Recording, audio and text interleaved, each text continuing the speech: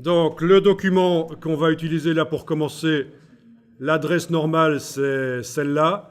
Je l'ai simplifié ici. Donc, bit.ly/2o83cne. Les majuscules, ça compte. Et ça vous télécharge un zip. Donc sur Windows, le fichier zip, il ne faut surtout pas double-cliquer sur lui. Vous allez avoir l'impression que vous voyez ce qu'il y a à l'intérieur, mais c'est inutilisable. Donc vous faites un clic droit extraire. Il va falloir peut-être mettre le zip sur le bureau pour éviter des problèmes de nom trop long. Et même malgré ça, je pense que vous allez avoir des problèmes de nom trop long. Parce que si je regarde la version des IP ici chez moi sur le Mac, la version des IP du document, je vois que parmi les liens, il y a en fait des images qui ont des noms très longs. Et ça pose problème pour Windows. En fait, il faut savoir que sur le Mac, pour la longueur du chemin, là, par exemple cette image-là qui se trouve dans ce dossier-là, qui se trouve dans celui-là, ça c'est tout le chemin. On n'est pas limité, en fait, vraiment, je pense que la limite doit être au-delà de 256 caractères sur le Mac. Et sur le PC, il y a des limites dans les chemins. Donc même pour le Mac, je pense qu'on est largement au-delà des 256 caractères pour le chemin, et sur le PC, pas. Sauf depuis 1 an et demi à peu près, dans Windows, il y a une possibilité de faire en sorte qu'il accepte les chemins longs. Mais vous n'allez pas pouvoir l'enclencher, cette option-là, sur l'ordinateur ici. Donc voilà. Quand vous dézippez, vous allez donc avoir des messages d'erreur. En effet, faites ignorer. Ça veut dire que certaines des images seront manquantes, en fait. Certaines des images ne vont pas se mettre dans le dossier.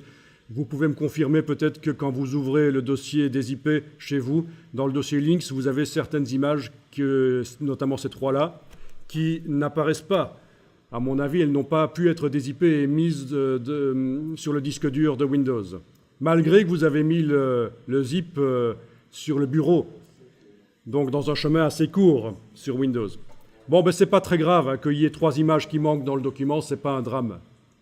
Bon, il y a peut-être celle-là aussi, évidemment, qui est fort longue. Le fait est que, voilà, une fois que vous avez fait clic droit extraire sur le PC, vous devez ouvrir le fichier INDD dans InDesign. Si vous essayez de faire ça un jour sur un ordinateur qui contient un InDesign plus ancien, vous allez devoir utiliser le IDML, parce que le INDD ne fonctionnera peut-être pas dans un InDesign ancien. C'est pour ça qu'il y a un IDML. Ceci, c'est ce qu'on appelle un dossier d'assemblage. J'ai fait ça au départ d'un document InDesign. Je lui ai demandé de faire un dossier d'assemblage. Ça veut dire qu'il a mis le document en version InDesign, la dernière version. Il a fait une version IDML, une version PDF, des instructions, mais qui ne contiennent rien ici, j'ai rien mis. Des liens, un dossier Links avec des liens, et les fontes du document. Il y a une des fontes qui n'est pas installée sur votre ordinateur, c'est pas grave. InDesign va vous mettre un message, c'est un titre qui utilise une des fontes qui sont là. Vous n'avez pas besoin de l'installer. Si vous l'installez, la fonte manquante qui est livrée là, je ne sais pas laquelle c'est.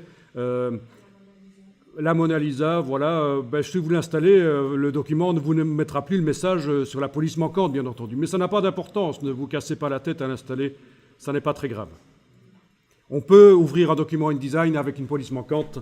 Ça n'a pas toujours été le cas avec les autres logiciels, notamment les concurrents de InDesign. Parfois, quand la police était manquante, ça plantait. Mais là, avec InDesign, ça ne pose aucun problème qu'une police soit manquante sur l'ordinateur.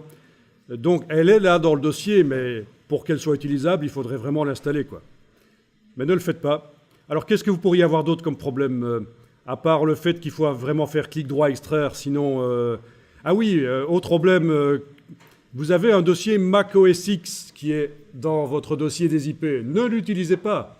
Ce sont des icônes Mac et ce ne sont pas des documents utilisables. Ça commence typiquement par point underscore. Les noms commencent par point underscore. Ici, sur le Mac, on ne le voit pas, ce dossier Mac OS X.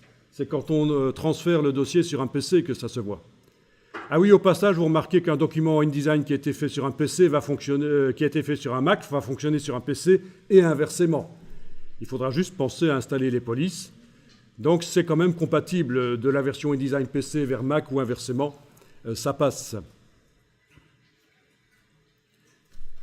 Voilà, je pense que c'est tous les problèmes que vous pourriez avoir quand vous transférez. C'est quand même pas mal, hein. Le fait que ceux qui sont habitués à des Mac ne savent pas que pour utiliser le zip, il faut l'extraire. Ils ont tendance à double-cliquer sur lui. Ça ne marche pas dans Windows. Il faut faire clic droit extraire. Le fait qu'il y a des fichiers trop longs qui fonctionnaient très bien sur le Mac, mais qui sur le PC, quand le PC n'a pas été modifié pour qu'il accepte les noms longs, il va vous mettre des messages d'erreur au dézippage. Voilà. Le fait qu'il y ait un dossier Mac OS X qu'il ne faut pas toucher, ce sont les icônes Mac qui ne servent pas sur Windows, mais il est quand même dans le zip, il ne faut pas y toucher. Ça, c'est aussi une source de problème Et quoi d'autre encore Ah oui, la fonte manquante qu'il faut installer si vous voulez absolument utiliser le document avec la fonte qui a été utilisée dans le titre. Sinon, on remplace simplement la fonte dans le document InDesign, on va sélectionner le titre qui utilise la fonte Mona Lisa et on remplace par une autre police qui est disponible sur l'ordinateur Windows. Et ça marche.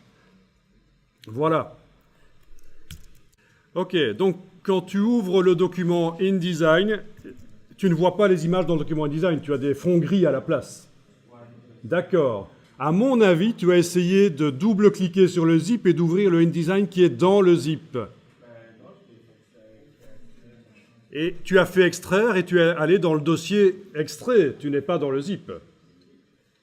Ah oui, parce que extraire, ça ne suffit pas, il faut aussi utiliser ce qui est dans le dossier qui a été créé, à côté du zip. Le zip, on peut même le jeter une fois que ça a été extrait. Et c'est le document InDesign dans le dossier extrait qui s'est créé à côté du zip, c'est celui-là qu'on ouvre. Et là, normalement, le InDesign va voir les liens. C'est ça le problème, c'est juste une preview, le double-clic sur le zip sur Windows. Ça montre juste ce qu'il y a dedans, mais ça n'est pas utilisable. Donc, double-clic sur la main dans la palette des outils pour centrer les pages dans le document, là. Alors voilà, on a des images qui sont là. Alors, lesquelles sont manquantes, lesquelles ne le sont pas dites-moi un peu l'image de ces deux superbes poneys des savanes. Est-ce que vous l'avez ou pas ? Est-ce que celle-là pose problème ? Est-ce qu'elle ne s'est pas dézippée ? Non, on l'a. Vous l'avez, super. Donc, dans la palette lien, menu Windows Links, il n'y a pas de petit point d'exclamation pour dire qu'elle est manquante. C'est parfait. Eh bien, on va l'ouvrir dans Photoshop. Donc, quel nom est-ce qu'elle a ? C'est ça, le plus simple à faire, parce que je sais que sur vos PC, quand on demande au départ de InDesign de l'ouvrir dans Photoshop, ça ne marche pas toujours. Hein, normalement, dans la palette lien, bon, d'abord, si l'ordinateur est réglé pour que les JPEG s'ouvrent dans Photoshop, c'est facile, mais ce n'est pas le cas chez vous, à mon avis. Également, quand on va après avoir donc activé l'image, après avoir cliqué sur elle avec la flèche noire, elle est en surbrillance dans la palette lien. Quand on va dans le menu de la palette lien et qu'on demande modifier avec, je pense que dans la liste, vous ne voyez pas Photoshop chez vous. Donc voilà, il va falloir faire autrement ici. Pour modifier cette image, nous allons lancer Photoshop et l'ouvrir manuellement dans Photoshop en faisant Fichier ouvrir dans Photoshop. Donc ceux chez qui les images apparaissent toutes avec des points d'exclamation, soit c'est parce que vous avez ouvert le document InDesign qui vient du zip, qui est dans le zip. Il faut vraiment ouvrir le document InDesign qui est dans le fichier dézippé, dans le dossier dézippé. Ou alors, c'est aussi parce que quand vous ouvrez, il y a un message qui apparaît à propos des liens. Il faut choisir Update Links, mettre à jour les liens. Et à ce moment-là, ça doit fonctionner.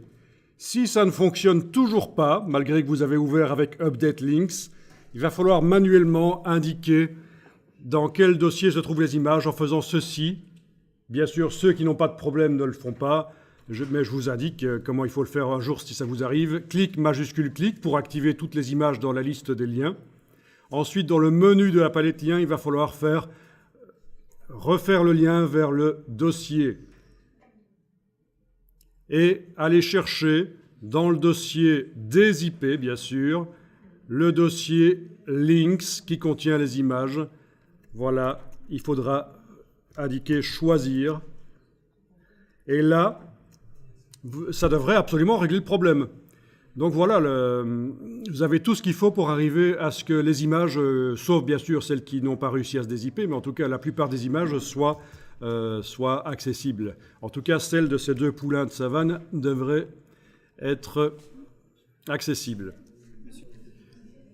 Voilà, donc on en était à être dans Photoshop et vous allez ouvrir l'image en question, fichier ouvrir, puisque la technique de demander l'ouverture au départ de InDesign ne fonctionne pas sur l'ordinateur là, qui est un peu bridé, en fait, votre ordinateur que vous avez là. Donc, j'utilise la méthode complètement manuelle aussi. Donc, voilà, c'est celle-là.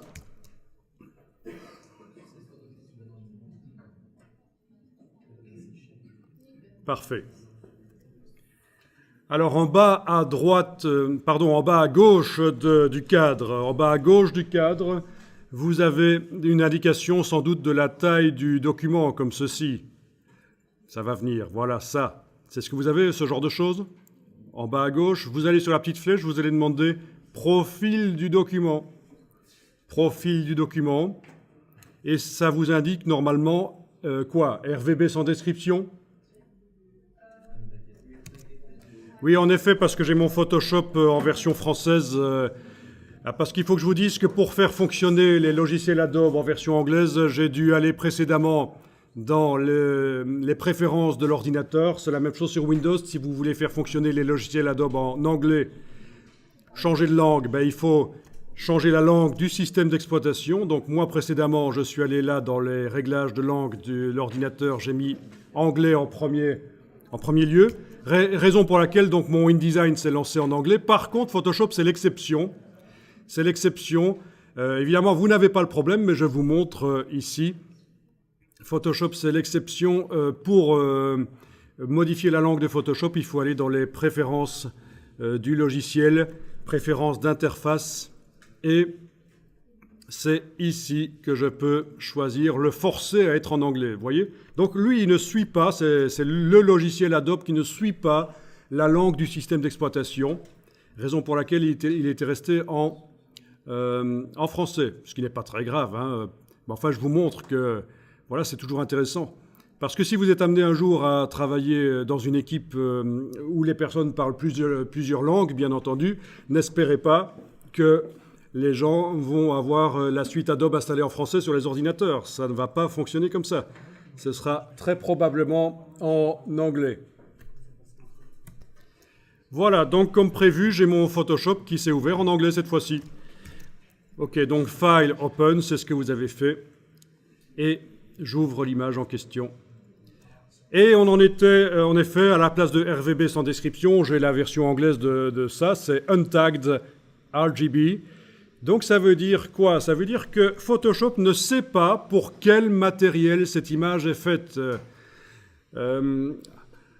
Parce que du RGB, des images RVB, il y a plein de RVB différents. Suivant que je travaille pour... c'est du RVB pour une télévision, c'est du RVB pour le cinéma, c'est du RVB pour tel écran. Voilà. Un écran bas de gamme d'internautes, les écrans que les internautes utilisent, ou un écran de graphiste haut de gamme, donc il y a plein de RVB différents. Et pour quel matériel cette image est-elle prévue, en fait? Eh bien, il est fort probable, vu que c'est une image qu'on est allé chercher sur le web, qu'elle soit prévue pour le RVB qui s'appelle le standard RVB, le sRGB. Alors, ce qu'on va faire ici, c'est qu'on va indiquer à Photoshop, et ça, c'est une bonne chose à faire. Vous allez avoir chaque fois quasiment le problème quand vous allez chercher des images sur le web, vous les voyez dans le navigateur, et quand vous les ouvrez dans Photoshop, les couleurs changent un peu. Ben, ça vient de là. Donc, pour rectifier, pour vraiment indiquer à Photoshop et récupérer les bonnes couleurs, vous allez faire ceci, menu Edit, Assign Profile, menu Édition, attribuer un profil. Alors, ne faites pas l'erreur de choisir Convertir en profil, qui est juste en dessous, bien entendu. Hein. C'est bien attribuer un profil. Et vous allez choisir ici Profil, sRGB. Et là, il est possible que les couleurs changent et soient améliorées. Dans ce cas-ci, ça n'a pas fait grand-chose chez moi, donc ça veut dire que c'était déjà bon, mais vous allez voir que parfois, ça va vraiment changer les choses. Donc, c'est une des premières choses à faire, c'est indiquer que cette image est prévue pour du matériel bas de gamme, en fait. Je remonte, édition, attribuer un profil, je choisis ici, profil, Ah oui, si chez moi ça n'a pas fait de différence, c'est parce que l'espace de travail par défaut était déjà du sRGB dans Photoshop. Mais donc sinon voilà, vous devez ici aller dans Profil, et dans la liste des profils, c'est tout au-dessus de la liste, vous avez le sRGB qui fait partie des profils standards, des profils habituels, courants, connus du monde de l'infographie. Et donc c'est celui-là. Les autres, vous avez le Profoto qui est connu aussi, c'est pour le matériel Kodak. Vous avez le 709, c'est pour la ultra haute définition, c'est la télévision. Vous avez le Adobe RGB, c'est en général ce que les graphistes utilisent. Quand on photographie avec un appareil photo, il faut régler son appareil photo en Adobe RGB. Les couleurs seront meilleures que s'il est réglé en sRGB. Mais enfin voilà, nous on a une image ici qui vient du web, donc c'est sRGB. OK. Alors sur cette image, on va faire de la modification non destructive, c'est-à-dire qu'on va mettre un calque de réglage. On va la transformer en noir et blanc, et puis on va peut-être coloriser le noir et blanc aussi un peu. Donc on va utiliser des calques de réglage. Donc surtout, on ne va pas dans le menu édition, dans le menu image, image réglage en fait. Dans le menu image réglage, on n'y va pas là parce que ça attaque directement les pixels de l'image. C'est pas bon. On va utiliser les calques de réglage. Alors les calques de réglage, vous les avez là en dessous dans Photoshop. Vous les avez aussi dans le menu Layer, là au-dessus, dans le menu Calque, au-dessus de l'écran. Nouveau calque de réglage. Alors dans un premier temps, on va aller mettre le calque de réglage noir et blanc, parce qu'on veut faire une image noir et blanc. Donc Black and White, je clique sur OK. Le voilà, le calque de réglage. Donc on voit que l'image n'est pas réellement modifiée, les pixels restent en couleur. Par contre, grâce à ce calque de réglage qui se met au-dessus, on a une image noir et blanc. Vous avez un panneau propriété qui a dû apparaître quelque part sur l'écran. Si vous ne le voyez pas, vous double-cliquez à cet endroit-là dans la palette des calques. Il est possible que l'icône soit un peu différente chez vous. Ça dépend de la taille des vignettes, ça dépend du système d'exploitation. Mais en tout cas, voilà. Ou alors, vous faites menu Window, Properties, menu Fenêtre, Propriété, et il devrait apparaître. Et l'idée, c'est que dans l'image en couleur, il y a plein de couleurs différentes éventuellement, ce qui n'est pas trop le cas de notre image ici quand même, parce que c'est assez monochrome déjà dès le départ. Mais enfin, malgré tout, on va pouvoir jouer avec les curseurs pour influencer le résultat, faire une image plutôt douce ou plutôt plus contrastée, ça dépend. Alors certains curseurs ne fonctionnent pas parce que l'image contient principalement du rouge et du jaune en fait. Mais enfin, déjà, rien qu'avec les deux premiers curseurs là, rouge et jaune, ben oui, c'est une image orangée, donc c'est principalement du rouge et du jaune. Donc logique que certains curseurs, quand on les bouge, ça fait rien du tout, ou presque. Voilà, donc là, vous influencez le résultat de l'image. Donc je vous laisse choisir ce que vous voulez comme résultat. Je vais ici faire une image qui, au niveau lisibilité, n'est pas trop mal. Je fais un truc assez contrasté et pas trop doux. Donc vous voyez que la lumière là sur les bestioles est assez franche, lumineuse. Voilà, c'est du réglage non destructif. Alors pourquoi est-ce qu'on est dans Photoshop alors qu'on est en train d'étudier InDesign? C'est parce que forcément dans InDesign on utilise beaucoup des images et il faut comprendre que vous avez intérêt à utiliser des images au format Photoshop. Alors, dans certains milieux, on vous dira qu'il faut absolument utiliser des images JPEG, c'est parce qu'ils font des catalogues avec des centaines d'images et c'est plus facile pour eux. Mais la plupart du temps, quand on fait une publication dans InDesign, le format Photoshop, c'est vraiment le meilleur choix parce que ça vous permettra de faire de la correction couleur en temps réel. En modifiant dans Photoshop, vous allez voir ce que ça donne dans InDesign en parallèle, les deux logiciels étant ouverts en parallèle. Alors, j'avais dit que j'allais aussi coloriser le noir et blanc. Parce que bon, là, j'ai transformé en noir et blanc l'image, bien sûr. Là, je vais ajouter un deuxième calque de réglage qui va s'appeler teinte saturation. Use Saturation, donc vous allez éventuellement par le bas de la palette des calques ou alors par le menu Layer, New Adjustment Layer, vous choisissez Use Saturation. Une fois suffit, bien sûr. Et voilà, vous avez votre réglage de teinte saturation et on va enclencher une option ici, Colorize, et ça va coloriser. Et alors, vous allez choisir la teinte avec le curseur du dessus. La saturation, on ne va pas faire un truc trop saturé. Je n'ai pas envie d'avoir un truc trop saturé. Je veux juste teinter un tout petit peu l'image et je vais la teinter un peu en bleu comme ça. Oui, ça fait un peu ambiance nuit, voilà. Donc, ce n'était pas une photo de nuit, mais avec ça, on arrive à avoir une ambiance un peu nuit. Pas mal, amusant. Mais vous prenez la couleur que vous voulez. Alors certains parmi vous pourraient dire, mais ça servait à rien de la transformer en noir et blanc, parce que quand on coche colorisé dans la boîte teinte saturation, de toute façon les couleurs s'en vont. Ben oui, c'est vrai, mais décocher votre calque qui transformait en noir et blanc, lui vous a permis d'avoir un contrôle sur le résultat. Vous voyez que j'ai pu contraster sans lui, j'ai pas de contrôle vraiment sur le contraste de l'image. Avec le filtre noir et blanc, donc il sert quand même cette chose-là. Mais donc c'est vrai que le teint de saturation, quand on coche colorisé, de toute façon, ça enlève toutes les couleurs. Bien. Et donc on peut faire plein de choses comme ça. On peut aussi ajouter un calque de réglage de type courbe. Curves.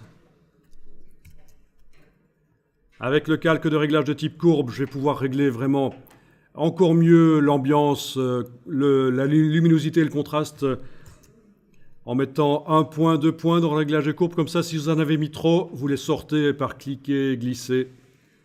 Voilà, en positionnant les 2 points qu'on met sur la courbe, on arrive à contraster éventuellement. Alors ça a tendance à modifier les couleurs aussi. Donc une astuce, c'est le mode de fusion du calque de réglage courbe, le mettre en luminosité au lieu de normal. Voilà. Si vous mettez le mode de fusion du calque de réglage courbe en luminosité au lieu de normal, ça modifie le contraste, mais la couleur que vous aviez choisie là avec teinte saturation reste à peu près la même. Hein. Donc voilà. C'est quand même assez extraordinaire tout ce qu'on sait faire avec Photoshop. Donc, si je récapépète, calque noir et blanc, colorisation, courbe. Voilà.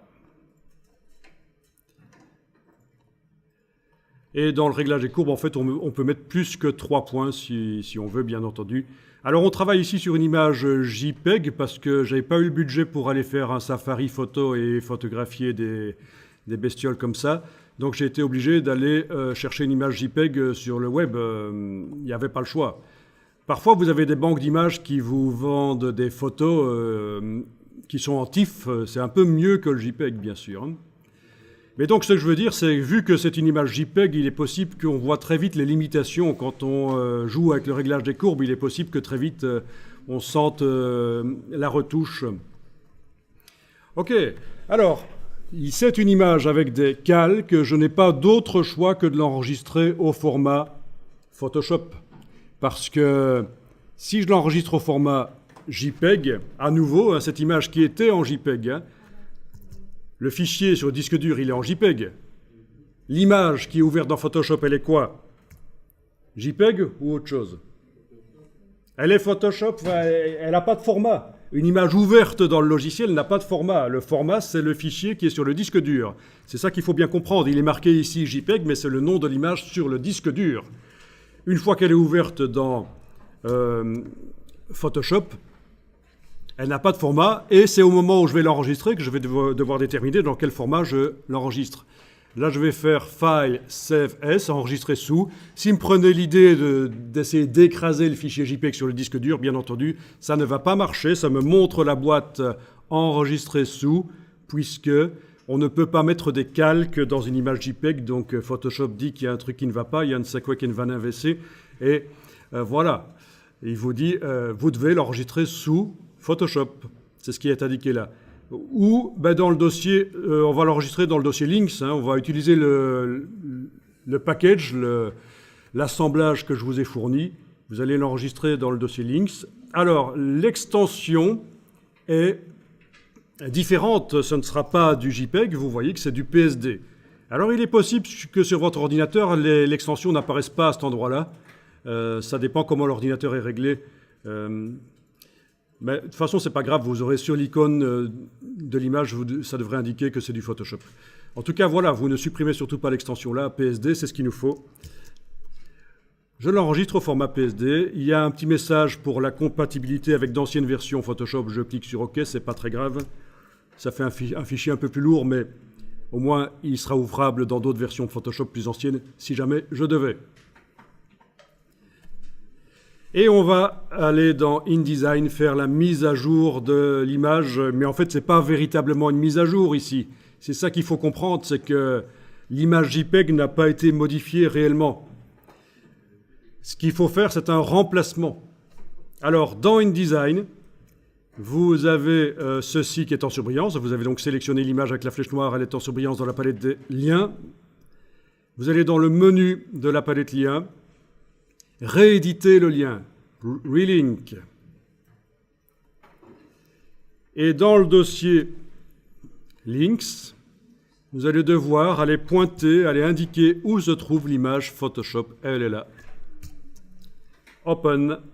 Et voilà, à la place de la version JPEG, qui ne me sert plus, en fait, on pourrait même la virer du dossier sur le disque dur. À la place de la version JPEG, j'ai la version PSD. Ben oui, on pourrait la virer du dossier, puisque dans la version Photoshop ici, je suis revenu dans Photoshop, dans la version Photoshop, les pixels d'origine sont là en dessous, ils ne sont pas modifiés à aucun moment. Donc j'ai même plus besoin de ma version JPEG. Bon, vous allez quand même la garder, c'est pas grave, mais... Bien, donc ça peut être intéressant pour coloriser des images. Il est possible aussi de coloriser des images dans InDesign directement si elles sont en niveau de gris, mais vous aurez beaucoup moins de contrôle qu'en le faisant par Photoshop comme on l'a fait ici. Alors, pour montrer que c'est vraiment dynamique, je vais retourner dans Photoshop. Je vais aller faire apparaître la palette des calques, donc Layers. Je vais double-cliquer sur Teinte Saturation. Je vais aller changer la couleur. Je vais me dire que je veux un truc, oui, un peu genre vision de nuit, nocturne, pourquoi pas. Je suis passé du bleu au vert, donc je fais fichier enregistré. C'est une mise à jour du fichier Photoshop sur le disque dur, c'est File Save. Je vais dans InDesign, j'attends un peu. InDesign devrait à un certain moment me dire que l'image a été modifiée. Voyons un peu, ça va venir, avec un peu de chance. Il faut avoir de la patience. Bon, si ça vous met un point d'exclamation, il va falloir cliquer sur l'icône ici de mise à jour. Alors chez moi, peut-être que le point d'exclamation y est, mais que c'est à côté du fichier. Ah oui, voilà, il fallait que j'agrandisse ma palette des liens. Ah, je pouvais encore attendre longtemps. Hein. Pourquoi vous ne me le dites pas? Franchement. Allez, il est là. Bon, c'est à cause des noms longs ici. N'utilisez pas des noms aussi longs dans vos images, c'est foireux. C'est une erreur qui a été faite précédemment dans ce document InDesign. Donc voilà, le point d'exclamation était là depuis le départ. Je clique sur la double flèche ici, mise à jour du lien. Et voilà, j'ai mes IN vertes au lieu de bleu. Donc c'est bien, on ouvre les logiciels en parallèle comme ça et on peut modifier les images. Quoi que ce soit, tout ce qu'on veut, même le contraste, tout ce qu'on veut, peut être modifié facilement.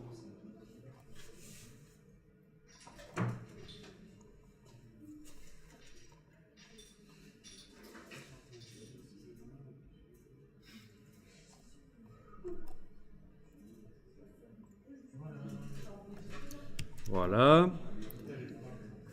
Dans InDesign. Voilà. Bon, maintenant je le vois tout de suite puisque j'ai élargi ma palette lien. Mise à jour. Voilà, j'avais modifié un peu le contraste, je trouvais qu'elle était pas assez sombre et voilà, donc ça fait vraiment ambiance nuit, c'est ce que je voulais. Parfait. Alors le document InDesign, il n'a pas été modifié là en fait, hein, c'est l'image qui a été modifiée. Donc il n'y a pas vraiment besoin de sauvegarder le document InDesign. Il n'a pas été modifié, c'est l'image qu'on a modifiée en fait. Hein. L'image Photoshop, donc là c'est déjà fait, c'est déjà enregistré sur le disque dur. Alors on va aller chercher quelques images sur le web et on va les mettre dans le document, comme ça vous allez comprendre à quoi ça sert ces rectangles roses qu'on voit là. Ils sont là pour vous aider. Et par la même occasion, voilà, on va charger des images JPEG dans le document InDesign et on va voir comment on peut faire pour d'un coup, de manière automatisée, enfin presque d'un coup, en deux coups en fait, de manière presque automatisée, transformer tous les JPEG du document en version PSD, parce que ce serait quand même vachement pratique que toutes les images soient en PSD, alors que pour l'instant, la plupart des images sont en JPEG. Dans la palette lien, vous avez certains dossiers qui apparaissent. Là, c'est juste quand l'image est utilisée à 2 endroits du document. Page 2, gabarit D. Voilà, c'est ça en fait. Quand les dossiers, page 2, page 5, gabarit D, l'image du crocodile ici est utilisée à différents endroits. Donc c'est ça les petits dossiers dans la palette lien. Mais en tout cas, on remarque que la plupart des images sont en JPEG. Et plutôt que de tout transformer en PSD manuellement, chaque image comme on vient de faire, vous allez faire ça manuellement, automatiquement je veux dire, vous allez voir, ça va être facile. Alors on va faire un petit tour sur le web et vous allez chercher le moteur de recherche Bing, bing.com. Pourquoi Bing et pourquoi pas Google? Parce que dans Google, pour avoir les images en haute définition, ça devient difficile. Ils ont enlevé le bouton suite à un problème juridique avec une banque d'images qui s'appelle Getty, qui a fait un procès à Google, qui a menacé en tout cas. Google a retiré le bouton qui permet d'afficher les images en haute définition. Et donc, dans Bing, ce n'est pas encore le cas. Donc, on va faire une recherche. Alors, au niveau de la recherche, vous pouvez rechercher ce que vous voulez, tant que ce sont des sujets. Ne recherchez pas des paysages, recherchez des sujets. Mais par exemple, je peux rechercher des vieilles voitures, pourquoi pas. Vieilles voitures. Vintage car. Oui, en anglais, hein, parce que le français, il n'y a quasiment personne sur le web qui parle en français. Hein. Donc, une fois que j'ai tapé ça, bien sûr, je vais dans la partie images ici. Je vais demander d'avoir des images quand même qui ont un certain format, un certain nombre de pixels, une certaine définition. Je vais demander des images d'au moins 1500 sur 1500. C'est juste arbitraire, j'aurais pu demander 2500 sur 2500. Mais c'est pour avoir des images qui ont quand même une bonne définition. Donc vintage car, 1500 sur 1500 pixels minimum. Et c'est pas tout. Je n'ai pas le droit d'utiliser toutes ces images. Il y en a certaines que je n'ai pas le droit d'utiliser. Il y a seulement celles qui sont dans le domaine public que j'ai le droit d'utiliser. Donc deux manières de trouver les images que j'ai le droit d'utiliser. Soit ici au niveau de la licence, je demande des images que je peux modifier, partager et utiliser gratuitement. Ou alors, dans la recherche ici, entre guillemets, j'indique ceci exactement. Public domaine, donc les images du domaine public. Évidemment, ça réduit le nombre d'images qui apparaît, mais au moins, il y a des chances que je puisse les utiliser même pour un travail commercial, même pour quelque chose qui va me rapporter de l'argent. Il faudra toujours aller vérifier sur la page web si on a vraiment le droit de l'utiliser. Alors, pour télécharger les images haute définition, je clique sur l'image et j'ai ici « Afficher l'image ». C'est ça le bouton qui manque dans Google maintenant. C'est pour ça qu'on est dans Bing. Afficher l'image, elle s'ouvre dans un nouvel onglet. Je fais un clic droit, enregistrer l'image sous. Voilà, donc vous me dites que dans Google, par clic droit, ouvrir dans un nouvel onglet, on arrive à afficher l'image en haute définition. Je ne suis pas certain que ça va marcher à chaque fois, mais pourquoi pas. Donc vous enregistrez en tout cas vos images dans votre dossier Links. Ce sera mieux d'enregistrer là-dedans.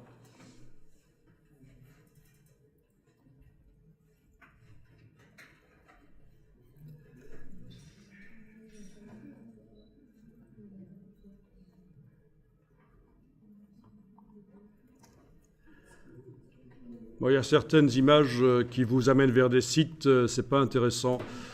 En tout cas, prenez-en 4-5 d'images comme ça. Du même sujet?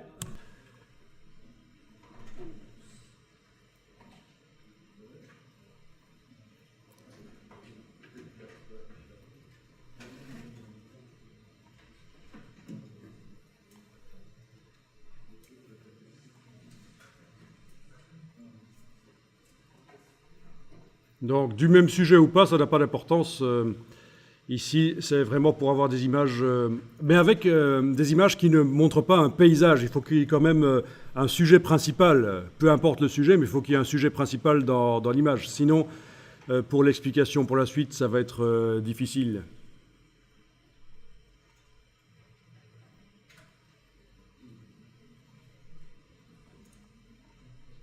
Les paysages, c'est bien, mais le problème des paysages, c'est qu'on peut les cadrer un peu comme on veut, ils sont toujours pas trop mal, quoi.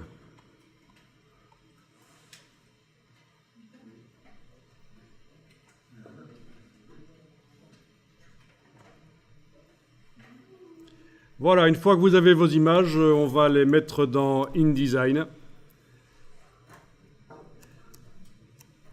Et on va aller travailler sur une nouvelle double page. Vous voyez que dans le document, là, il n'y a que les pages 2 à 7 qui ont été travaillées. On va aller double-cliquer sur la page 8 dans la palette des pages. Alors voilà, sur la page de gauche, ici la page 8, je vais faire une grille d'images. Quand vous êtes un peu à court d'inspiration, ça peut être intéressant de faire plusieurs images l'une à côté de l'autre. Alors bien sûr, pour l'instant, là, on a combien? On a 3 x 6, on a 24 rectangles roses, là. Pour avoir accès aux rectangles roses, il faut, dans la palette des calques, bien sûr, que ce soit comme ceci, c'est-à-dire les calques des repères sont verrouillés, le calque des fonds colorés aussi, et je suis en train de travailler sur le calque qui contient les images et le texte, et il n'est pas verrouillé. Voilà, donc ça devrait être le cas comme ça, c'était pré-réglé comme ça dans le document. Donc ça veut dire que quand vous cliquez sur les rectangles roses, ils se sélectionnent sans problème. Alors, je dois être en affichage normal pour arriver à voir les repères. Et voilà ce que je vais faire ici. Sélectionner comme ça la deuxième rangée de rectangles roses, touche suppression sur le clavier, celle-ci aussi, celle-ci aussi. Voilà, je me retrouve avec ça. Et je vais agrandir. Je peux les sélectionner tous éventuellement. Voilà, agrandir les rectangles roses là. Et voilà, j'ai une grille de 9 images avec des gouttières, des espaces entre les images. Mais enfin voilà, j'ai une grille de 9 images, ça peut être sympa. Sur la page de droite, je mettrai du texte. Et peut-être quand même une image qui va déborder, mais on va voir. En tout cas, on va amener nos images dans ces rectangles-là. Alors, je vais vous demander d'amener les images dans les 6 rectangles qui sont à gauche, là.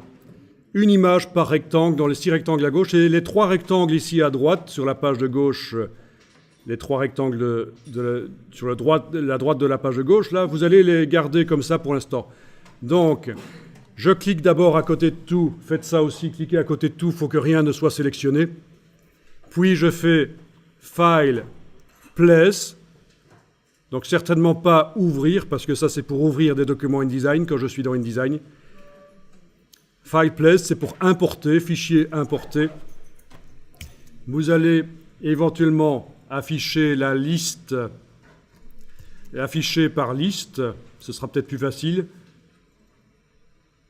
avec la date de modification, et comme ça vous avez toutes les images que vous venez d'enregistrer dans le dossier qui sont ensemble là. Bon, si vous ne savez pas faire ça, va falloir faire clic, CTRL clic sur le PC, commande clic sur le Mac pour arriver à activer toutes les images de voiture. Là, il y en a encore une, oui. Donc, si vous êtes en affichage par icône, là, il faudra faire un CTRL clic sur le PC, commande clic sur le Mac. Sinon, moi je préfère encore travailler par liste avec affichage par date de modification. Clic, majuscule clic, dans ce cas-là, elles sont toutes sélectionnées. Ah ben non, celle-là, c'était l'image de mes hyènes en bas. Clic, majuscule clic. Oui, celle que j'avais enregistrée à 10h13, là, c'était pas une voiture. Et vous cliquez sur Ouvrir dans la boîte d'importation d'images. Vous cliquez sur Ouvrir. Et vos images sont dans le curseur. À partir de là, vous avez les flèches au clavier pour choisir quelle image vous posez en premier. Et vous pouvez la poser où vous voulez, dans un des 6 rectangles ici pour l'exercice, ce sera bien. Voilà, donc je joue avec les flèches au clavier pour choisir quelle image je mets. C'est pas obligatoire, hein, Alors, comme vous remarquez, les images se redimensionnent en fait automatiquement dans les blocs, parce que les blocs qui sont sur la page 8, là, ils viennent du gabarit B dans ce cas-ci, le gabarit B, le master B, et les blocs dans le master B ici, ils ont été pré-réglés pour que quand on met une image dans E, elle se redimensionne.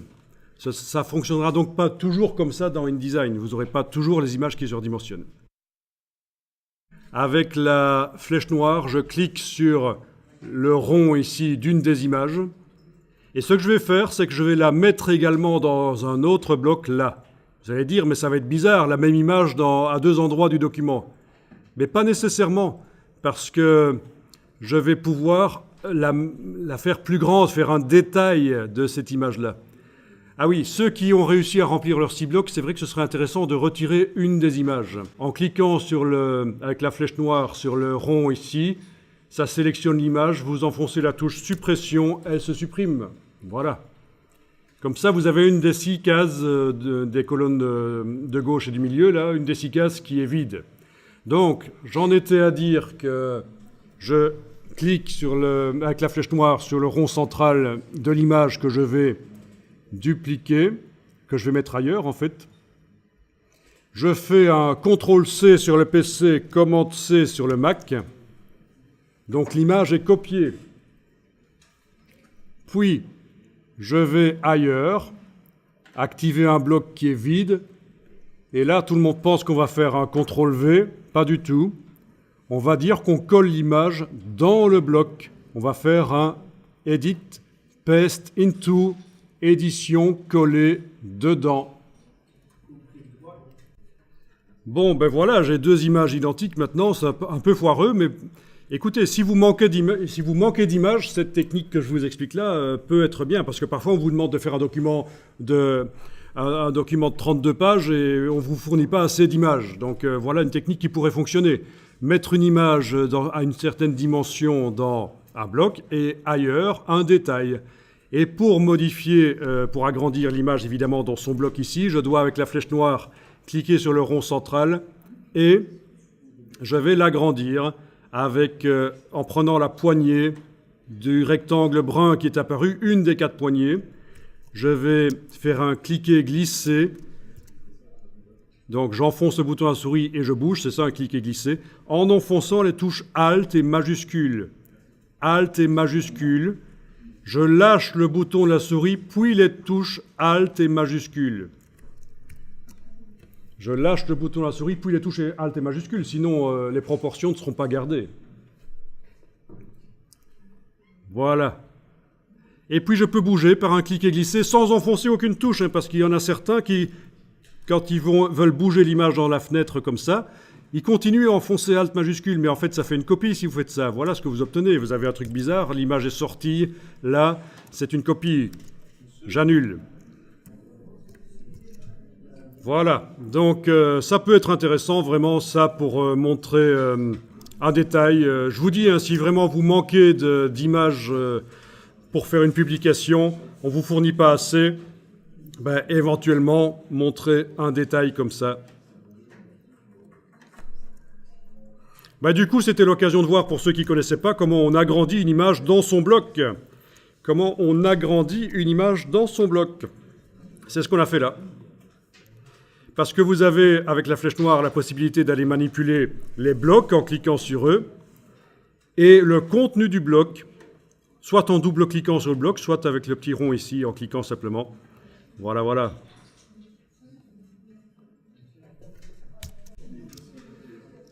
Bien.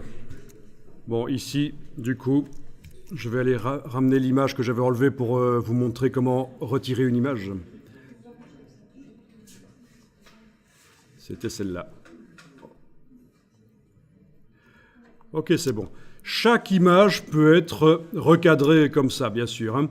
Je peux, sur chaque image, aller cliquer sur le rond central, prendre Alt majuscule, la poignée du coin, et aller bouger pour éventuellement que ce soit plus intéressant. Le fait de recadrer, ça fait partie de l'acte créatif là, de la mise en page, en fait, hein, de se focaliser, par exemple, là, sur le capot, plutôt que de voir toute la voiture, pourquoi pas. Alors, n'oubliez pas d'enregistrer le document, allez-y, enregistrez-le en changeant un peu le nom. À la place de 27 ici, chez moi, je vais mettre 28.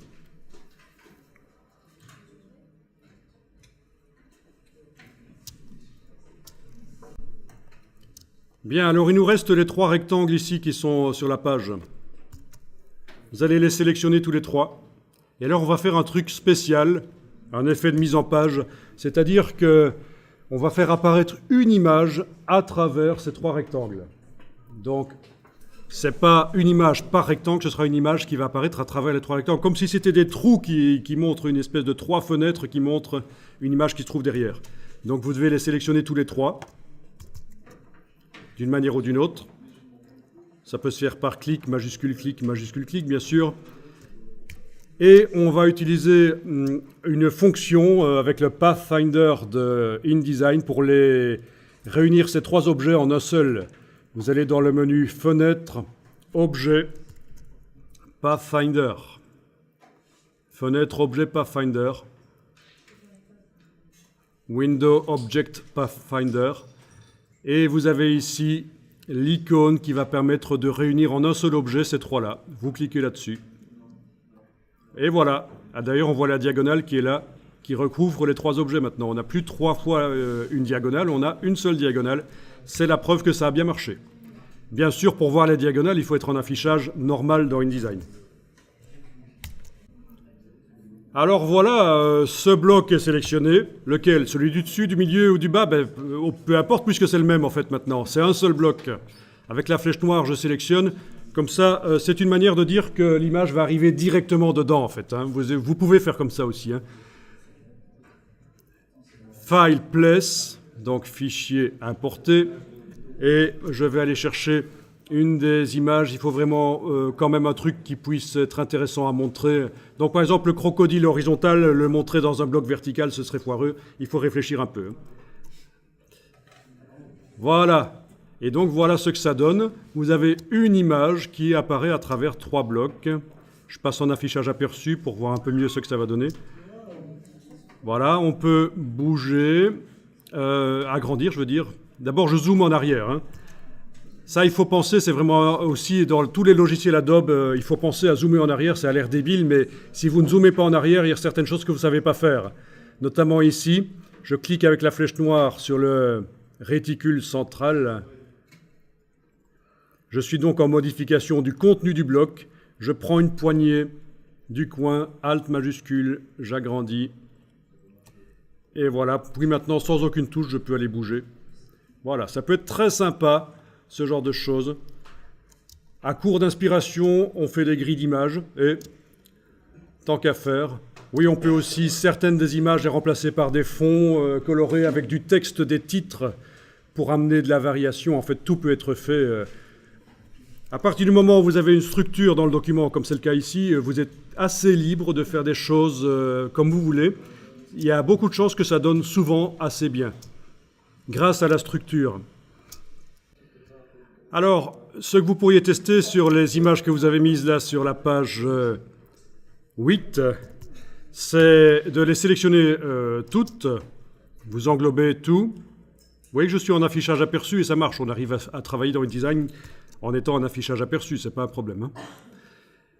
Voilà, et on va leur mettre, une fois qu'elles sont toutes sélectionnées, les 9 que j'ai ici, on va leur mettre une couleur de contour.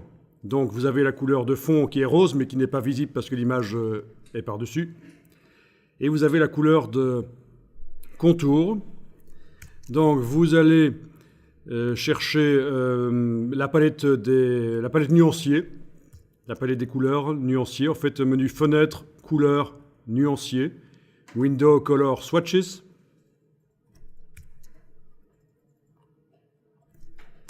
Vous choisissez du blanc. Donc on a mis un contour blanc. Et on va modifier son épaisseur. Et donc ça va influencer le résultat. Ça peut donner bien. C'est sans devoir redimensionner les blocs, vous allez pouvoir donner l'impression que les images sont plus petites. Jusque-là, ça va pour aller mettre le contour blanc sur les cadres. On va maintenant dans la palette Contour, menu Window Stroke, Contour, et on va augmenter ça et on regarde ce que ça donne. Voilà. Donc ça donne l'impression que les blocs vont être plus petits. On a augmenté l'espacement entre les images, mais en réalité, il n'est pas augmenté. Donc voilà une des choses qui peut être faite pour influencer un peu le résultat. Alors bien sûr, ça déborde sur les images. Le contour déborde sur les images. Il y a une partie de l'image qui n'est plus visible du coup. Ça, on le sait. C'est comme ça. Il n'y a pas de miracle là.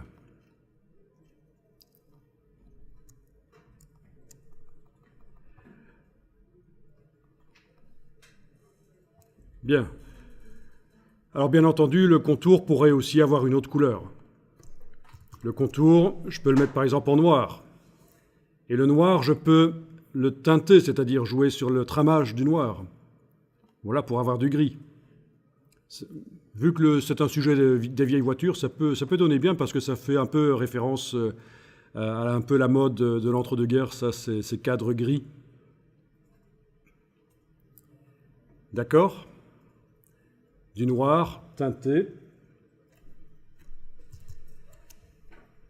Et alors le contour se met à cheval sur les vecteurs du cadre, comme vous voyez. Si je mets un contour, son épaisseur va à l'intérieur de l'image, mais aussi à l'extérieur. Il y a possibilité ici, dans la palette contour, de dire que le contour va totalement à l'intérieur, à l'extérieur ou à l'intérieur, voilà. Totalement à l'intérieur de l'image ou à l'extérieur. Alors, on l'a vu qu'il est quand même assez large. Je vais diminuer un peu, on va un peu mieux voir, voilà. Donc, plein de possibilités de donner du style et du caractère à ces images, à ces mises en page. Bon, le mettre à l'extérieur, l'avantage, c'est que ça ne déborde pas sur les images, ça ne masque pas certains pixels. Et donc, par défaut, dans InDesign, c'était à cheval, comme ça, sur le vecteur. Donc, ça déborde de chaque côté. Là, à l'intérieur, ça enlève certains pixels de l'affichage. Bien sûr, à l'extérieur, c'est peut-être l'idéal. Alors, il faut faire dans le subtil. Je n'ai pas fait un gris très foncé, mais bon, ça dépend. Il n'y a pas vraiment de règles. Il n'y a pas vraiment de règles tant que votre mise en page en jette et que ça correspond à la cible, ça donne le sentiment qui est recherché, c'est l'essentiel.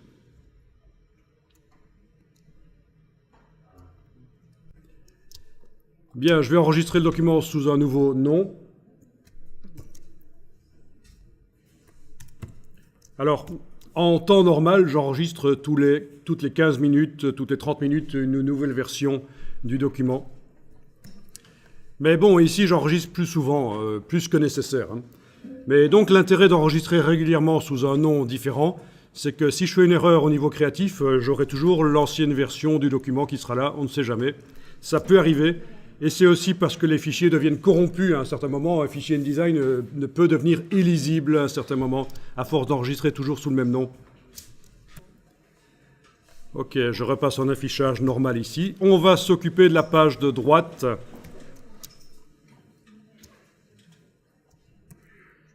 Alors, sur la page de droite, je vais supprimer certains blocs. Celui-ci, voilà. Celui-là, voilà. Agrandir ces deux-là. Ça va être des blocs texte, en fait. Voilà. Celui-là aussi. Vous voyez, je joue sur la colonne du milieu et la colonne de droite. La colonne de gauche, pour l'instant, on ne s'en occupe pas. Alors faites bien attention à, quand vous modifiez la dimension là, des blocs roses qui restent, à les faire coller aux marges et aux repères. C'est important parce que si à un certain moment, on décide de changer le format un peu de la page ou l'orientation de la page, il y a de la mise en page automatique possible, mais uniquement si vous avez fait coller les blocs aux repères. Donc voilà, ça va être des blocs texte. J'aurais pu mettre une colonne, comme ça a été fait sur les autres pages, carrément une grande colonne de texte. Je vous préviens tout de suite, là, il n'a pas encore été formaté. Normalement, on doit faire des espaces entre les paragraphes, on doit modifier la taille du caractère, l'interlignage, etc. Rien n'a encore été fait, c'est juste du texte brut, là. Et en plus, c'est même pas du vrai texte, c'est du faux latin. Mais en tout cas, voilà, sur les pages précédentes du document, les blocs texte sont sur toute la hauteur. Mais ici, j'ai pris le parti de faire en deux parties. Ça va faire une aération, normalement, une aération ici au centre un peu.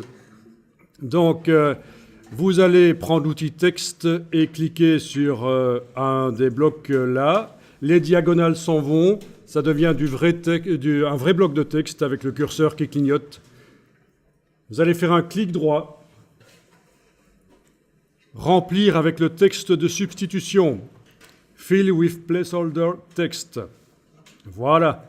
Ça remplit le bloc avec du texte de substitution. Je recommence pour les autres blocs. Cliquez avec l'outil texte qui est là. Clic droit, remplir avec le texte de substitution. Bien sûr, on est en train de faire ici un projet de document. Il est possible aussi, dans la vraie vie, de mettre directement le bon texte. Mais là, c'est juste un projet, et voilà. Donc le remplissage avec le texte de substitution remplit totalement le bloc jusqu'en bas. Alors certains qui connaissent déjà InDesign pourraient dire oui, on pourrait faire du chaînage de texte, chaînage de blocs, en effet, mais on n'en est pas encore là. Ici, c'est vraiment le début de la formation initiation et c'est fort orienté vers le design en fait. Mon but, c'est d'arriver, sans que vous connaissiez vraiment encore bien InDesign, à avoir des pages qui ont un look qui a un peu un air professionnel. Bien. Alors, je suppose que ça a été pour remplir vos blocs. Avec le curseur texte, je vais aller ici vers la fin comme ça. Regardez, vous allez tester après. Je vais aller sélectionner, par exemple, cette partie-là, touche suppression. Mais oui, parce que logiquement, un vrai texte, il ne va pas aller jusqu'au bout du bloc et il va laisser un espace comme ça, voilà, ce genre-là. Donc allez-y, créez un peu ce design pour montrer ce que ça va donner. Donc on peut imaginer qu'on est en train de faire une charte graphique d'un magazine régulièrement. On va devoir utiliser le même document de base pour démarrer des articles de magazine. Et donc, c'est un peu ce qu'on est en train de faire là. On fait le design. Vous voyez, les magazines, ils ne se cassent pas la tête chaque semaine à repenser le design. C'est une fois tous les ans, tous les 2 ans, tous les 3 ans qu'on refait un nouveau design. Même chose pour les journaux, les quotidiens. En fait, on crée un canevas, on y pense bien, on le design bien. C'est ce qu'on appelle la charte graphique du magazine. Et puis, une fois que c'est bon, on l'utilise. On fait du remplissage avec des images et du texte. On amène quelques variations, bien sûr, mais... Voilà. Alors, les 4 blocs, je les sélectionne d'une manière ou d'une autre. En commençant là à l'extérieur, je le sélectionne comme ça, voilà. Ils sont tous les 4 sélectionnés. Ils ont un fond rose. Pour les images, ça ne posait pas de problème. Le fond rose est derrière les images, on ne le voyait pas. Pour le texte, on voit le fond rose. Il est ennuyeux. Je mets la case ici de fond en avant-plan dans la palette des outils. Je clique sur la diagonale. Le fond rose disparaît des blocs texte. Et voilà ce que ça va donner si j'affiche en case aperçu. Alors le texte évidemment n'est pas formaté, je le répète encore une fois, il sera mieux une fois qu'il sera retravaillé. Il manque plein de choses dans ce document, notamment la numérotation des pages et aussi des indications de à quel chapitre on est, peut-être mettre une ligne au-dessus. Il ne reste pas beaucoup de place, mais on va abaisser ça à un certain moment. Un filet avec une indication de quel est le nom du magazine, quel est le chapitre. Voilà, enregistrez ça.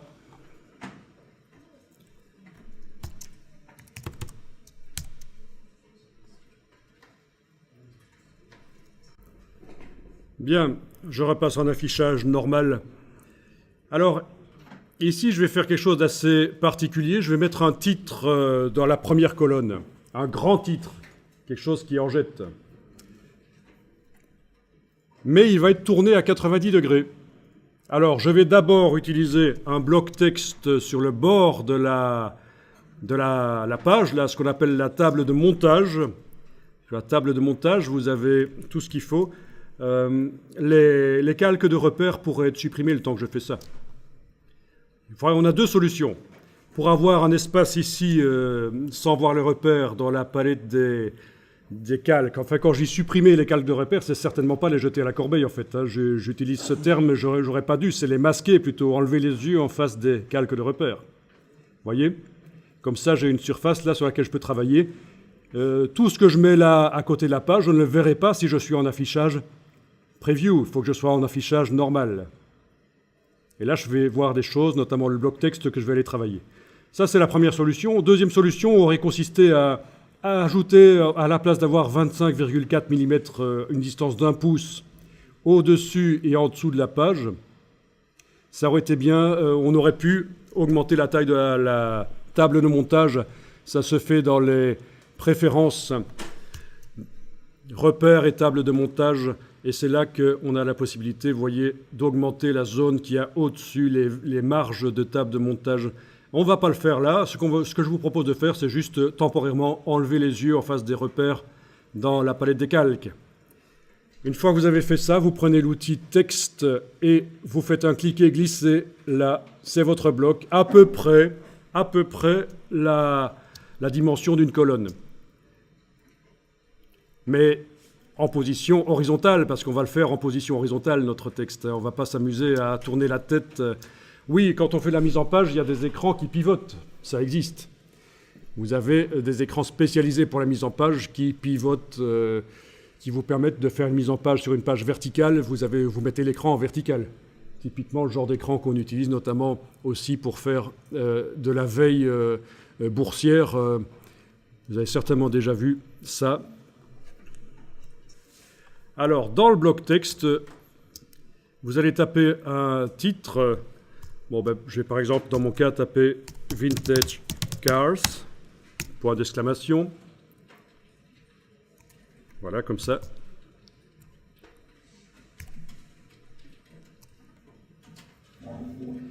Bien.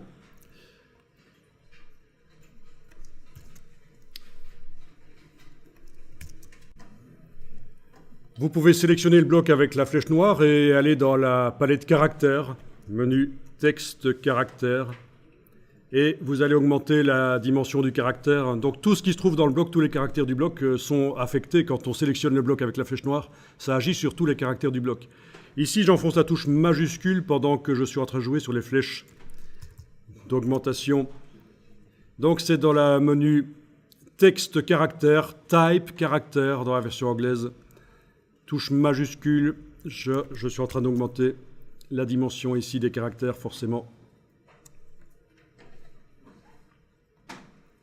Au niveau de la police, j'ai pris la police qui s'est présentée par défaut, là, le Minion Pro. Mais je pourrais évidemment changer la police, ça peut encore se faire par la suite. Alors, quand vous travaillez du texte dans InDesign et également dans Photoshop et Illustrator, à moins qu'on vous dise qu'il ne faut pas le faire, parce qu'il y a parfois des raisons de ne pas le faire dans des longs documents, vous avez intérêt à faire passer l'approche de pair, c'est-à-dire l'espacement entre les lettres, le faire passer en automatique.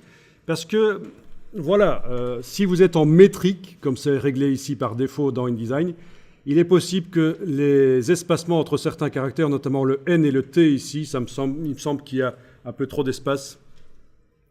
Le G et le A peut-être aussi, le R et le S. Voilà, tout ça, c'est un peu trop mécanique et il y a des problèmes d'espacement.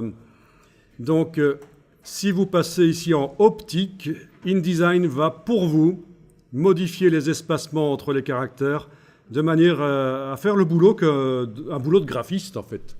Un boulot de graphiste, quand il fait un titre, il s'arrange pour que les espacements entre les caractères soient valables.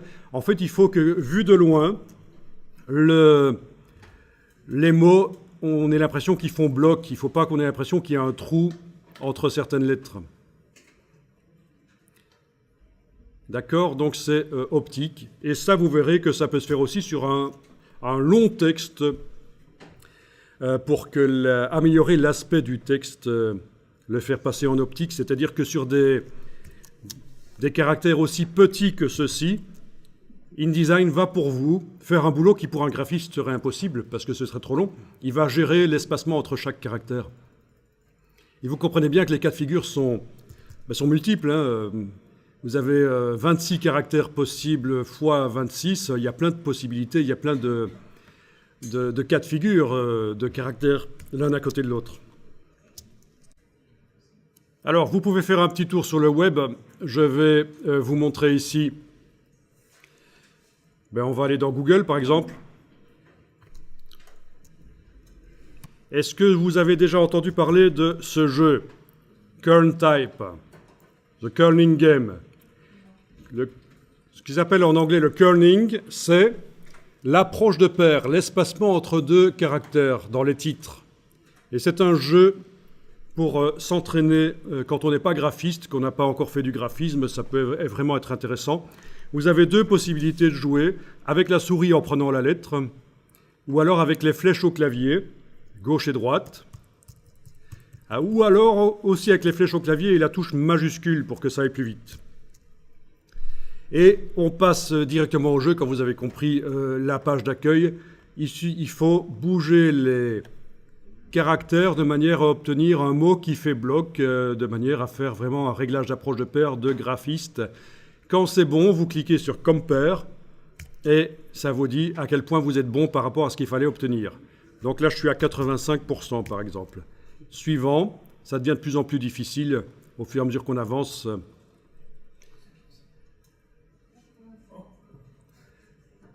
Oui, ça vous montre en bleu ce qui était idéal comme espacement. Donc ça, c'est marrant parce que ça permet de s'entraîner, c'est important.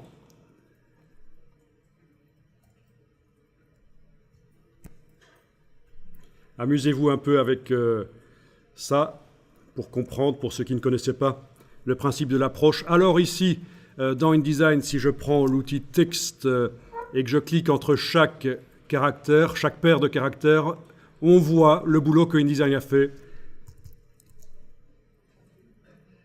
Quand quelque chose est indiqué entre parenthèses dans les boîtes, dans tous les logiciels Adobe, ça veut dire que c'est le logiciel qui l'a fait pour vous. Ce n'est pas vous qui l'avez mis, c'est le logiciel qui l'a calculé pour vous. Donc c'est pour ça que c'est entre parenthèses. Alors dans ce cas-ci, je trouve que sur mon titre, il y a un petit problème. Alors d'abord, quelque chose que vous ne connaissez peut-être pas. Est-ce que vous savez qu'avec la barre d'espacement, on peut obtenir la main qui permet de bouger le document dans sa fenêtre? Ça, vous savez, la barre d'espacement. Mais quand on est en train de travailler sur un bloc comme ceci, la barre d'espacement, ça ajoute un espace. C'est pas bon, j'annule. Pour avoir le raccourci de la main, c'est la touche Alt. Pendant que vous êtes en train de travailler dans un bloc texte, pour pouvoir bouger le document dans sa fenêtre, c'est la touche Alt. Voilà, donc je repositionne mon titre pour le voir en entier. Et j'étais en train de dire qu'il y a un truc qui m'ennuie, c'est entre la première lettre et la deuxième, je trouve que l'espace automatique que InDesign me propose n'est pas génial, donc je vais aller modifier ça. Voilà, manuellement, je modifie. Il faut que je regarde ça de loin et que je choisisse. Ok, bon, je vais dire que ça c'est bon. Voilà, je me suis donc éloigné de ce que InDesign me proposait. Mais c'était particulier, la lettre V, c'est pas évident. Et je peux aller faire ça pour chaque lettre. Il n'est pas interdit d'aller améliorer ce que InDesign a fait. Donc c'est par la palette Type, Caractère.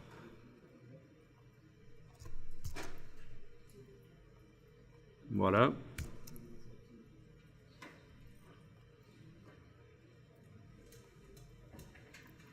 Vous pouvez aller un peu améliorer les choses.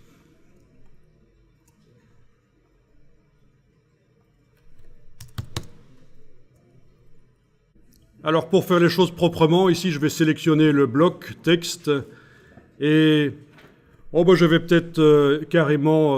je me disais que j'allais centrer le texte dans le bloc, mais étant donné que le bloc ne va pas avoir de couleur, il va rester transparent. Ça n'a pas vraiment d'intérêt. Ce que je vais faire, c'est demander à InDesign de resserrer le bloc autour du texte. Alors, vous avez la possibilité de le faire en 2 fois. Si vous double-cliquez sur la poignée ici, du bas, ça va la resserrer par là. La poignée de droite, ça va la resserrer par là. Je vous montre. Je double-clique. Voilà, première poignée qui a été double-cliquée. Ici, celle-là, je double-clique. Et voilà. J'annule 1 fois, 2 fois pour vous montrer que si, évidemment, je double-clique sur le coin, ça resserre les deux d'un coup. Haha, logique. Donc voilà comment resserrer autour d'un élément, comment resserrer autour là, du texte un bloc. C'est une petite astuce qui est sympa.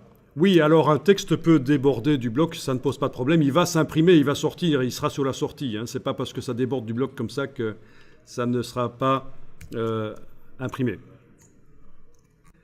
Alors voilà, le titre, je vais aller le mettre à la place des rectangles roses. Donc je ne vais pas commencer à essayer de le mettre dans les rectangles roses. Ici, les rectangles roses de cette colonne-là, je les supprime carrément.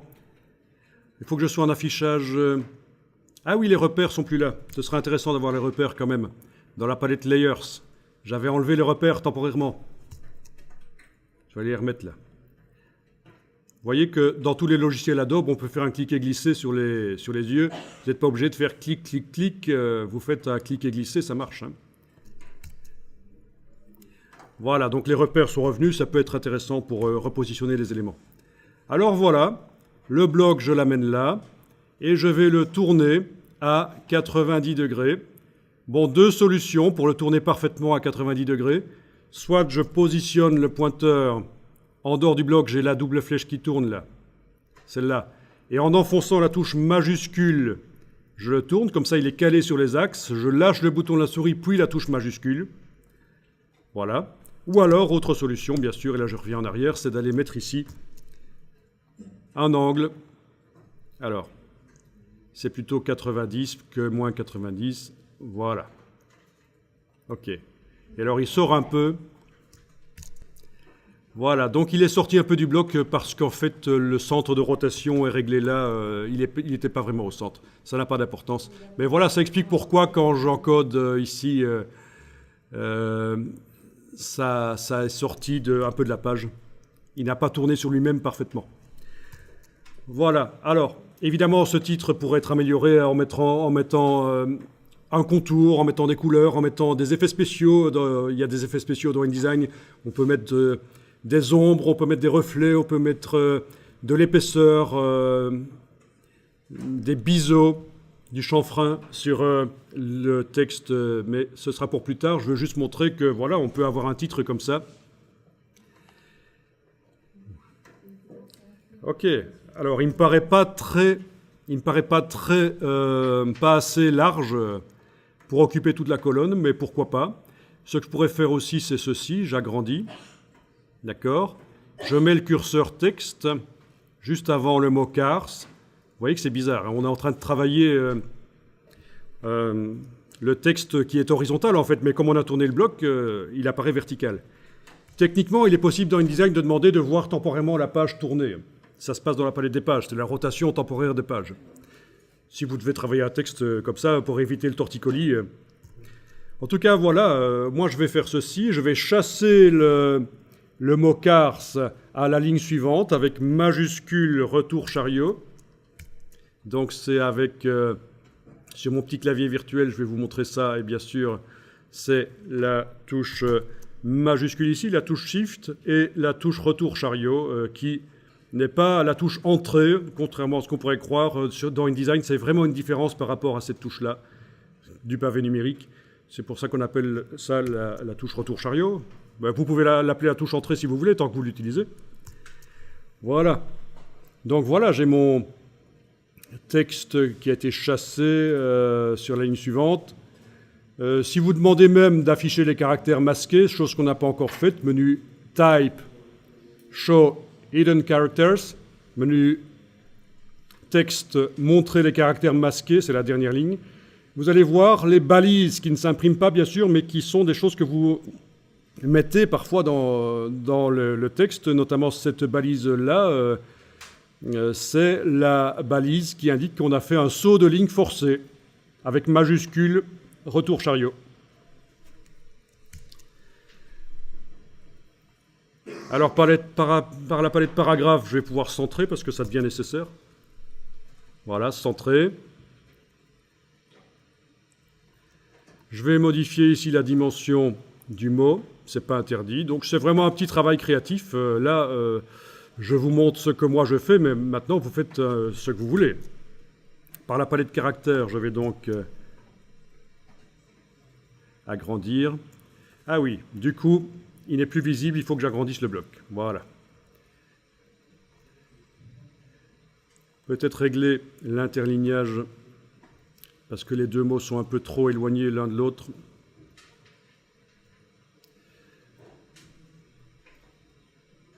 Là, ils sont un peu trop proches, bien sûr, voilà.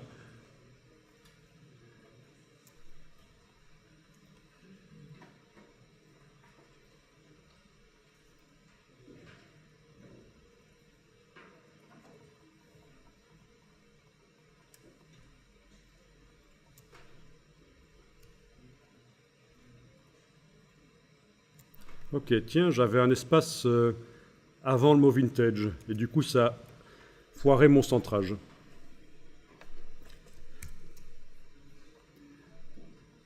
Voilà, mettre des couleurs différentes si on veut, bien sûr. Enfin voilà, là ça devient un peu plus créatif. Un peu de fantaisie, ça fait du bien dans les mises en page.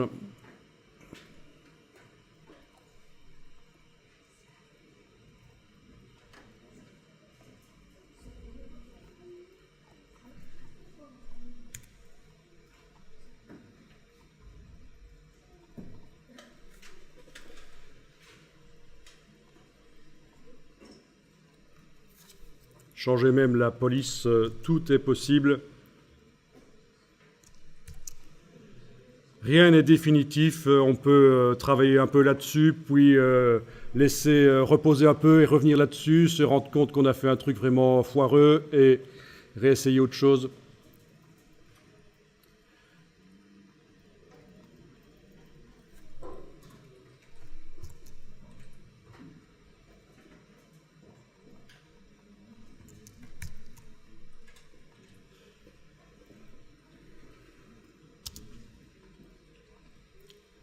Ok, donc voilà le genre de choses qui peut amener un peu de fantaisie dans la mise en page et faire rendre la chose un peu plus sympa. Bien sûr, si je suis en train de faire un rapport d'entreprise, ça doit rester sérieux, je ne vais pas faire des choses comme ça. C'est plutôt pour des magazines que ce serait intéressant de faire ça.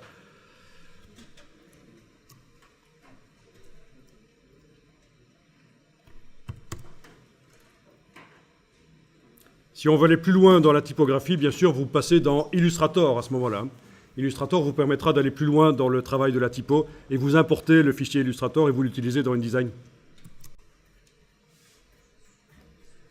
Alors je vais terminer avec ceci dans la palette habillage, donc menu Window Text Wrap ou menu fenêtre habillage. Je vais dire tiens, le bloc ici, voilà que je sélectionne, le bloc qui contient là le texte, va habiller. À partir de là, si j'enclenche cette icône-là, donc, quand je le bouge le bloc, vous voyez qu'il repousse le texte là où il se superpose. Ça, c'est vraiment une des fonctions de InDesign intéressantes parce que ça permet de se différencier de logiciels comme Word qui n'arrivent pas à faire de l'habillage de texte, évidemment. C'est pour du secrétariat, Word, c'est pas pour de la mise en page. Alors chez Microsoft, je sais qu'ils ont Publisher aussi, qui est plus spécialisé que Word, mais c'est moins connu. Et voilà, c'est le genre de choses qui peut être faite, de l'habillage. Voilà ce que ça donne. C'est pas génial, c'est trop grand, mon bloc est trop grand, je vais le redimensionner. Si je le redimensionne en prenant par la poignée, le texte disparaît, j'annule. Je vais le redimensionner, et ça c'est super important, surtout quand on fait du travail de typo comme ça. Le bloc, je vais le redimensionner avec l'outil de transformation manuelle. Et à partir de là, poignée du coin n'importe laquelle, touche Alt majuscule, vous connaissez, eh bien, le contenu se redimensionne aussi. Donc ça, c'est la grande différence entre l'outil de transformation manuelle et l'outil flèche noire. quand on travaille sur du texte, pas quand on travaille sur des images, mais sur du texte, oui, ça redimensionne, l'outil de transformation manuelle ici, redimensionne le contenu. Donc ça peut être bien. Ça reste très basique, hein. Il manque des lettrines éventuellement, il manque un travail sur le texte, mais c'est pas mal. C'est pas mal ce qu'on a fait là, ça avance. Et si on vous demande de fournir un document Word, vous allez être mal, parce que vous avez fait ça dans InDesign, d'accord? Mais comment vous faites pour fournir un document Word? Mais il faut connaître l'astuce. Il faut sauvegarder en PDF, ouvrir dans Acrobat Pro, le PDF qui sera exporté au départ de InDesign. Et dans Acrobat Pro, vous avez la possibilité d'enregistrer le PDF dans n'importe quel format, notamment plusieurs formats Word, anciens ou nouveaux. Ça ne marchera pas si vous avez mis des ombres et des effets spéciaux InDesign, mais il n'y en a pas encore dans ce document. Donc normalement, cette mise en page qui est là devrait pouvoir exister en Word. Il suffit d'enregistrer, d'exporter donc le PDF au départ de InDesign, l'ouvrir dans Acrobat Pro, pas Acrobat Reader bien sûr. Dans Acrobat Pro, enregistré au format Word, vous avez un document Word qui en jette au niveau de la mise en page. Voilà. Et parce que parfois on vous oblige pour certains travaux à fournir du Word dans des dossiers, dans des rapports d'entreprise, etc. Vous n'êtes pas obligé de vous taper Word et d'apprendre comment il fonctionne. Si vous connaissez InDesign, vous connaissez Word en quelque sorte. Voilà.